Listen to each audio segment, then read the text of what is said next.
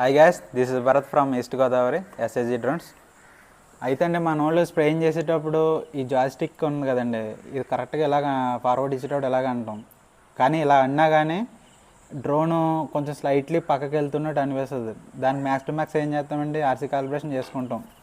Like ఇలాగా RC calibration చేసుకున్నా కానీ డ్రోన్ సెట్ అవ్వట్లేదు అనుకోండి, సేమ్ మళ్ళీ అలాగే వెళ్తుంది అనుకోండి, అప్పుడు ఏం చేస్తామంటే దీంట్లో జాయిస్టిక్ అనేది ఒకటి ఉంటుందండి. ఒకసారి ఒక జాయిస్టిక్ ఒకటి ఉంటుంది, ఇలాగ సెపరేట్గా దొరుకుతాయి మనకి.